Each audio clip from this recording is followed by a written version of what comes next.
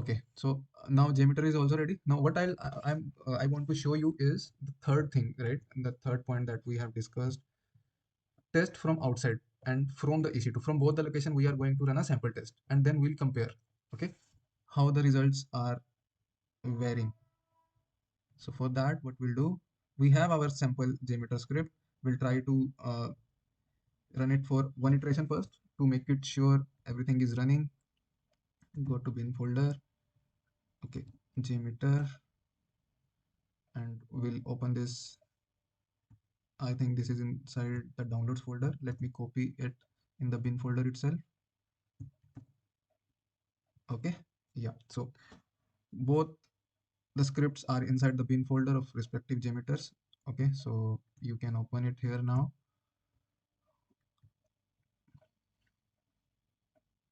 This is my script.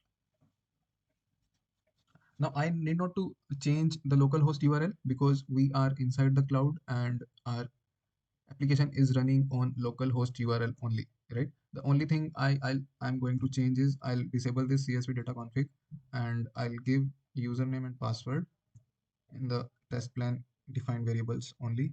So this is my p underscore username, p underscore user. I'm not going to change this, right? So you got it right. So localhost uh, is the location on EC2 instance. So we are not going to change this. We'll just add username as Jojo and password as, I hope I'm giving the same variable name. Let me recheck it once. P underscore password. Yes, it is p underscore password, and the password is b. Okay, save this and I'll give it name as inside EC2. Inside EC2. Fine. Let me check first whether it is running fine or not. I'll enable view results tree and I'll run it for one user, one iteration. Okay, save and then start. Okay, before starting, let us check how many flights are there just to make sure everything is as per our requirement. Localhost 1080 webtours index.htm. Give the username as Jojo, password as Bean. Okay, now you can see there are two flights that we have booked, one earlier and another from outside. Now again we are going to test this uh, from inside of the EC2 instance, and we'll start this.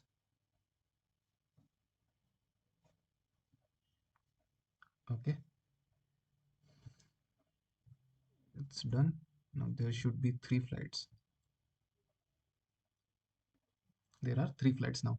One, two, three. Okay, so we'll do one thing. We'll start this test with the same user for the same duration, uh, and then we'll see how our results are different. Three users, and we'll give as duration as 200 seconds. Okay, and then click on save.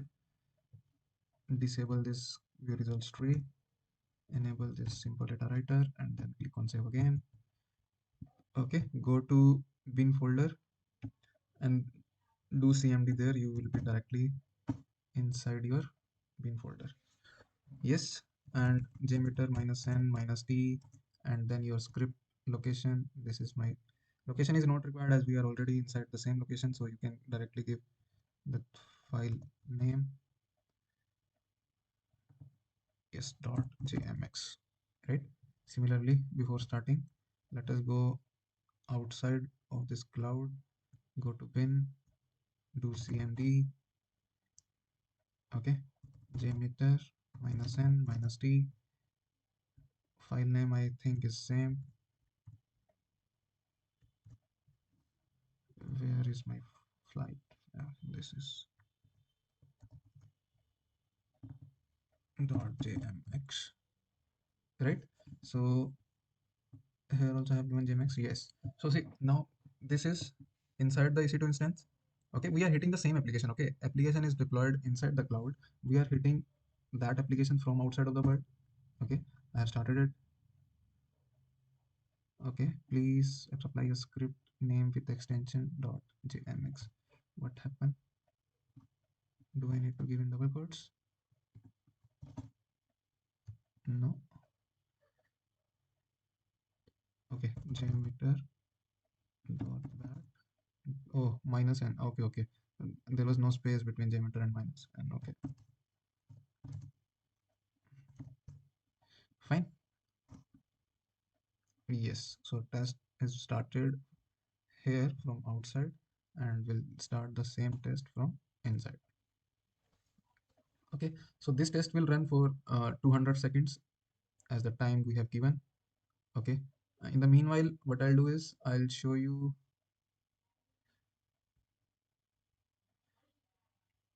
Okay. I'll go to jmeter. Okay, so let this get completed, then we'll see. Okay, I hope things are clear. If you want to see it again, so these were the important rules that were modified, right? And EC2 instance, launching EC2 instance is very simple. You just need to log in to your AWS console, go to EC2 dashboard, then click on launch, right? And then we are able to connect to our application on the same port by giving the public IP. Okay, so see, this is the private IP 172.31.24.170. If you go inside the EC2 instance, you can also use this IP instead of your local host. Okay, I'll show you 172.31.24.170. Okay, uh, so the point I'm trying to make is, okay, so if you go to your browser, okay, instead of localhost, if you give 172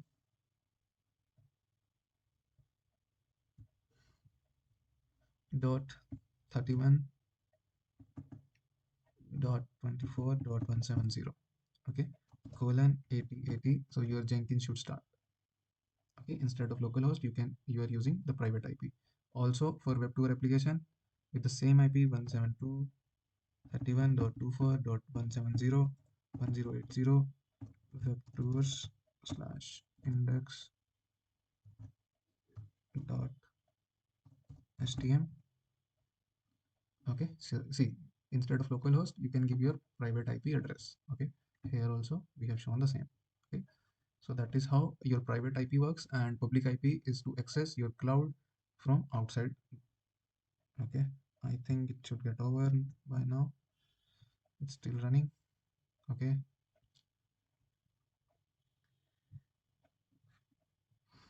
meanwhile, what we'll do is let us start ourselves for generating a HTML report. HTML report will be better, I mean, in terms of visualization, so that's why I'm using that. User.properties is the file from where it fetches different information. For example, granularity, at what instance, how many data points you want to see at particular time frame, right? If you want to fetch data points after 60 seconds or 60 milliseconds, like that. Okay, the result file is still getting generated. Its test is not completed, so I'm not giving that. Yeah, it's completed. End of the run. So you can browse your CSV file, output file inside, and then you have to give one output folder. Okay, I'll say it as output directory, whatever name you want to give, generate report. Okay, so this report is inside the cloud, and other report let us generate from outside. Let's go to jmeter options. Oh, sorry. Okay, so we do not have, I think 5.0 do not support HTML report in the UI mode. Okay, it supports HTML in the non-GUI mode. Okay, you can generate that. Okay, output plus March. Okay, yeah, so test is started again, and it will run for 200 more seconds, but the point is we'll have the HTML report for both the location, then it will be easy for us to understand the differences. Okay, and if I go to output file inside my cloud machine, I can see there is index.html, which will give me the HTML report. Okay, so here you can see the latencies. Okay, how the latencies affect response time and how your test tool location impacts your testing results. So since the applications are moving to cloud, it is very important to make sure your test tool should be at the same location, or else you need to consider there will be latencies in your test results. Yes, so you can see various dashboards, right? Response time of various transactions, right? So here the thing I want you to focus is the latency graph. If you go inside the charts, go to overtime.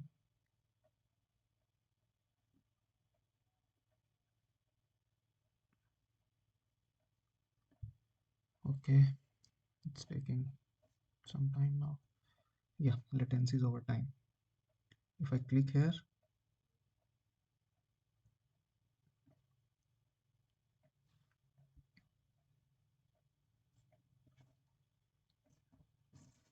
you can see, right, this is the graph. So latency is maximum is 1750. This is in millisecond, and these timings are when the test tool and our application both are at the same location. Okay, so 1.7 is the or between 1.5 and 1.7 second is the maximum latency that we have observed. Okay, but if we go here, I think our output is ready. Yes, it will get open in Mozilla. Yes, and you can see overtime graphs. So you can see this much is of the latency, right? I hope this point is clear. Since your test tool is outside of the cloud, and if you see, currently I'm sitting in India and my EC2 instance is in the US East region. Okay, because of that, these latencies are so much high. Okay, instead, in the other case, when my test tool and when my application are both at the same location, my latency time is very less. Okay, so you need to make sure, since applications are, I'm reiterating this point, applications are moving to cloud, you need to make sure your test tool location, right? Because the end response time which you are going to capture, it may vary if your test tool location is different from your application deployment location. Okay, so I hope I am able to give some value through this video, right? And thank you. We'll catch up again soon. Bye.